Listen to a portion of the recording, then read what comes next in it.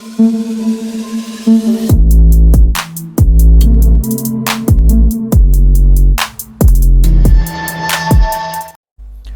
selamat siang buat seluruh komunitas di channel. Apa kabarnya buat teman-teman semua? Semoga kalian diberikan kesehatan selalu ya teman. Oke teman, di kesempatan kali ini teman kita akan coba untuk melihat ya price action dari si Foundry ya, seperti apa kondisi dari Foundry. Karena memang kalau kita cek dari updatean si Foundry sendiri, itu memang benar-benar dia lagi mengembangkan ya atau menata ulang sebuah konsep teknologinya gitu teman. Dia lebih ke penyimpanan gitu teman. Yang tadinya dia juga fokusnya tetap ya ke gaming, metaverse dan lain-lain teman. Cuma memang penyimpanan Foundry itu cukup keren ya, dimana dia nggak bisa ngompres misalkan nyimpen di Web3 25 MB itu menjadi 50 KB atau berapa gitu. Jadi itu penyimpanan yang sangat-sangat dibutuhkan sebenarnya di era Web3. Nah, dipicu rally kemarin untuk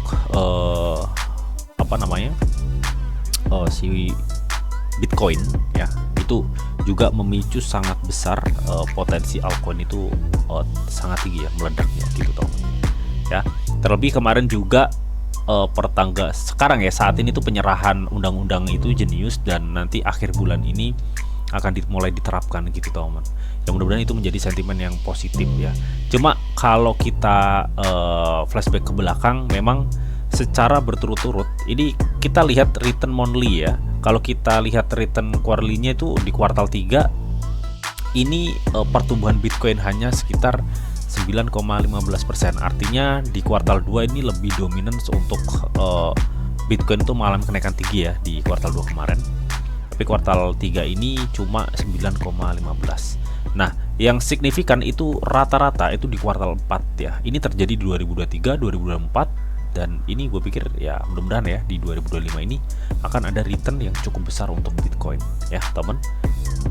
Gue pikir pemicu nanti yang bisa menyebabkan harga Bitcoin melonjak tajam itu ketika memang nanti mulai diberlakukan aturan itu teman ya. Aturan itu mungkin ada stepnya, karena kalau kita cek monthly-nya untuk Bitcoin sendiri ini Agustus ya minus ya, di 2024 minus 8,6 ya Bitcoin, 2023 minus 11, 2022 Agustus ini minus 13. Nah, nanti mulai dia ada kenaikan yang cukup signifikan itu di Oktober sama November. Jadi kita tinggal tunggu kuartal 4 pertengahan lah ya. Kuartal 4 awal ini udah mulai start nih. Udah mulai start September, udah mulai start Oktober, November. Nah, jadi kita bisa memanfaatkan, saat ini masih Juli, dan kita nanti manfaatkan di momen penurunan ini di bulan Agustus.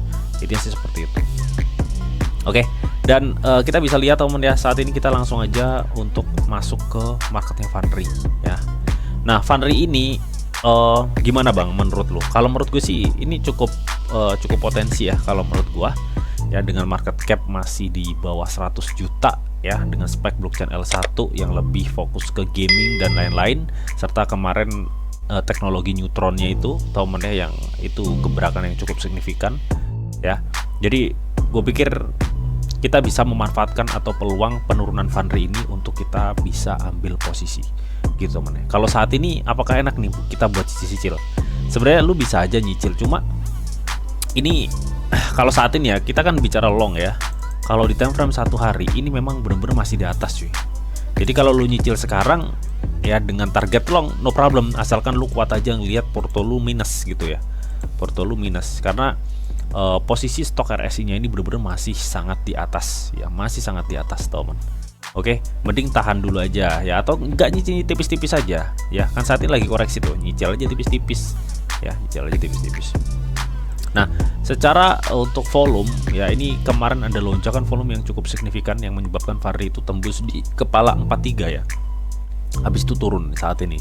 Nah, ini mungkin karena kemarin kenaikan sudah signifikan. So mungkin kita akan menunggu di area sini nih ya teman untuk koreksi Foundry. Nah, kita akan tunggu di area sini nih. Ini di area sekitar kepala 34 35 ya. Sebenarnya lu di 37 sebenarnya udah bisa entry ya. Kemarin gua nunggu di 37 ini belum sempet ke ini ya. Belum sempet kena nih 37 ini belum teman ya. Tapi kita lihat ya, di sini banyak shadow, artinya di sini di area yang gue kasih tanda ini adalah area demand ya kalau menurut gua.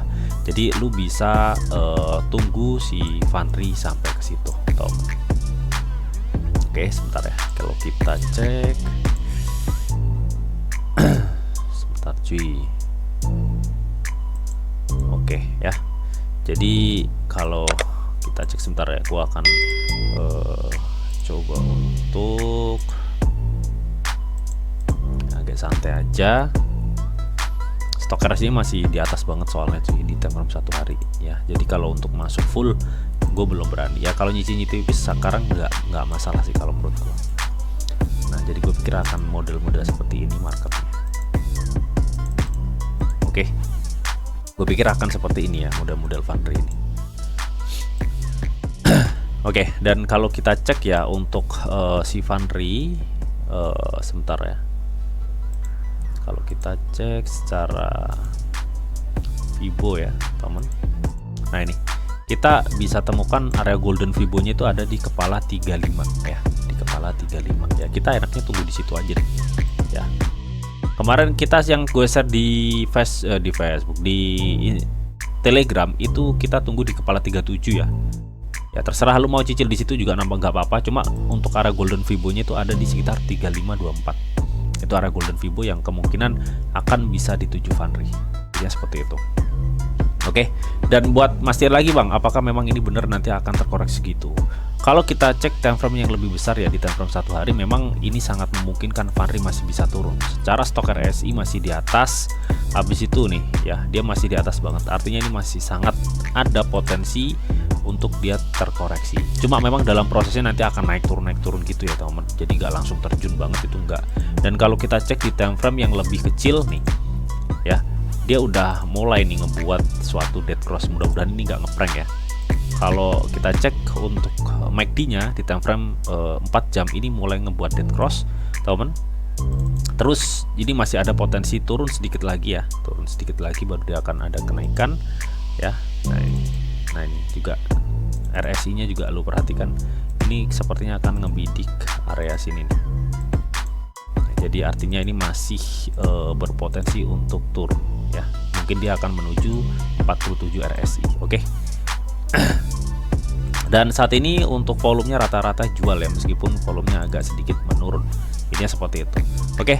Jadi itu teman ya. So kita akan menunggu Fanry ya di level berapa tadi, 35 ya, di level area 35 ini. Semoga kita nyampe di situ teman ya, karena ini kalau misalkan dia nyampe ke sini dari harga sekarang ke saat ini itu diskonnya masih 11% cuy. Jadi lumayan ya, lumayan. Mungkin dia akan sangat bertahan nanti di area batas red Fibonya ini di sekitar 38. Ini sangat bertahan.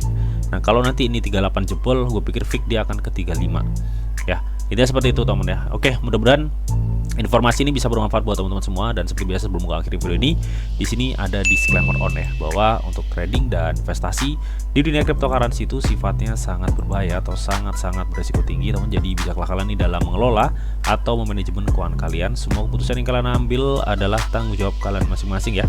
Di sini dianjurkan informasi yang kita untuk kalian semua. Oke, mungkin itu aja yang bisa gue sampaikan di video ini. Semoga video ini bisa bermanfaat buat teman-teman semua. Kata selamat siang, selamat beraktivitas ya. Salam cuan dari Didi Channel ya. Ini gue kasih langsung ya.